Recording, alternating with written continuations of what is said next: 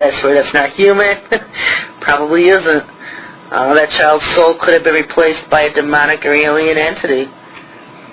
Mind fragmentation is another way, also known as dissociative identity disorder or multiple personality disorder. And this is induced by trauma. This causes the mind to split into fragments. These fragments can be taken over by demons who can become personalities or individuals within those fragments. Multiple personality disorder, you all know that these people have several different types of personalities within them, all distinct different types of different person at different age level. And this is where demons can come in and take over these personalities within a fragmented person's mind and actually inhabit that person. And multiple personality disorder, in this day and age, it's easy to create within a person, but even harder to deal with if you know people that suffer from multiple personality disorder, and basically having to treat them, having to heal them from that. Most of it being caused in satanic ritual abuse. Children's minds will split to protect them from all the abuse and the evil they're suffering. And this is one of these areas that, I have a lot of information on it, just don't know how to deal with these people. Another way is just outright soul scalping. Those who invite demons into them, such as people involved with the occult and secret societies, can find themselves permanently replaced by the demons they invite into them. A dominant form of possession in this day and age, it starts out as a demonic possession and leads to the person's soul being replaced completely by the demon. Where the person's soul goes, I don't know. Could be the astral realm. They could also outright kill the person and take over his or her body. And you'll see this a lot. You'll see Satanists and witches invite demons into them. They willingly want bigger and better and badder and stronger demons. And what can happen then at this point is they could totally lose their soul. A demon could take over their body, or an alien can step in and take over their body, just as people invite demonic possession into them. You have the bloodline Illuminati families who invite aliens into them, who invite reptilian possession. They want to be controlled by reptilians. They want to be possessed by them. And so what happens is these reptilians can literally take over their bodies, or simply sit in the background and control that person and take over that person whenever they want to. Another aspect is cloning. How many people are aware that their DNA can be taken from them unknowingly and used to clone a twin of themselves? And this is something that the Lord brought to my mind in particular. I'd never thought of it this way. But this type of cloning is being done. A piece of hair taken from you while you're sleeping, or perhaps a blood sample from the hospital, if you've ever had blood taken from you for any reason. Even from an infant PKU test that is required before your mother can even take you home from the hospital. If you live in America, most hospitals require infants to have a PKU test before they leave the hospital. All they need is a sample of your DNA, and they can clone you. And they can make an exact replica of you, who you are. They can make a twin. Only this twin isn't created with a human soul, but is used as a body for a demon to inhabit and possess and use for itself. And you wouldn't even know this clone exists.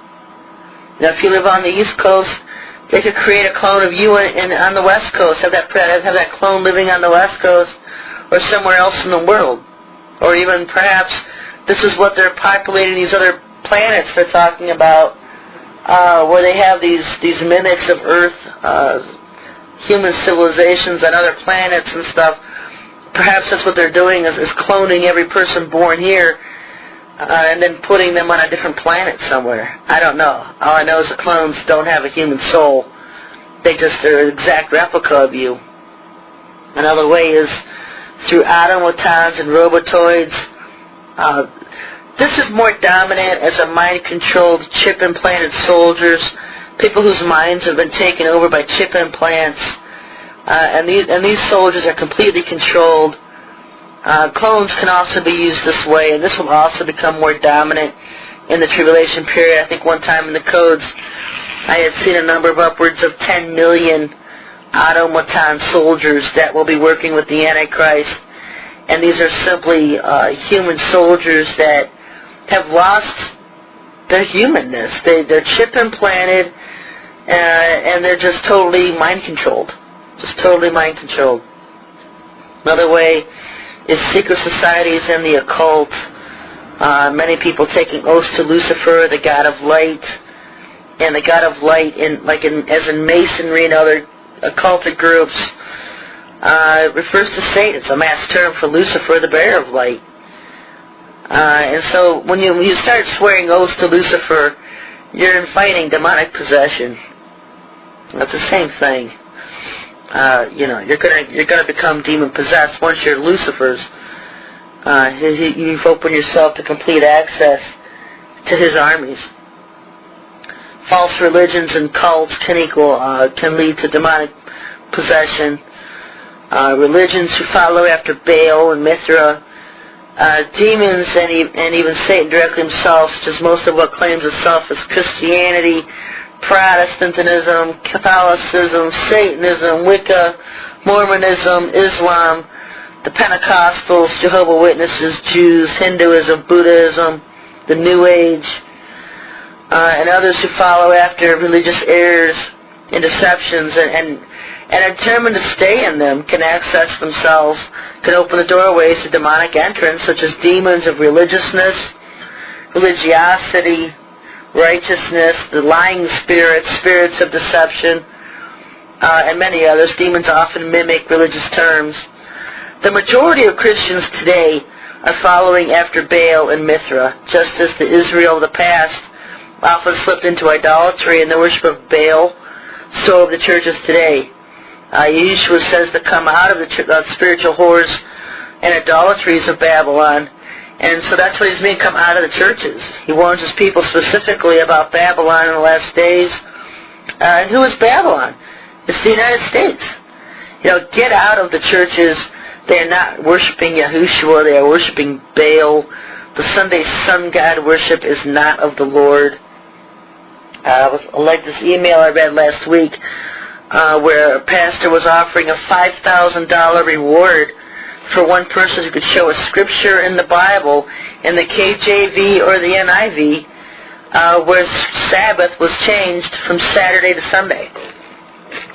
And at that point, not one person has been able to claim the reward, because Sabbath was never changed from Saturday to Sunday. You won't find one verse in any of those Bibles that supports it. And so you really have to start looking at, if you're breaking the commandments as it is, you're not keeping the seventh day. You're not keeping the Sabbath day, which is the seventh day. But also on Sunday, if Sunday is worshiping the sun god day of Mithra, who they also call Jesus, you're also in idolatry for worshiping a false god. And another name for this Mithra is Baal. And if you look at the Old Testament time, where the Jews over and over and over again, the majority always slipped into worshiping false idols and idolatry and Baal. You know what? It's not much different right now. Majority of those people in sun god worship days who are worshiping in churches on Sundays are breaking two commandments. They're in idolatry, and they're breaking the commandment to keep the Sabbath day holy, because they're not keeping Saturday holy. The seventh day on a Jewish calendar is sunset Friday to sunset Saturday. On our calendar, it's midnight Friday till midnight Saturday, and either way, I don't see a Sunday in there anywhere. So if you're worshiping on Sunday, you're in sin. I mean, you can worship on Sunday, that's fine, but don't neglect Saturday. Saturday is the day of Sabbath. Another way of demonic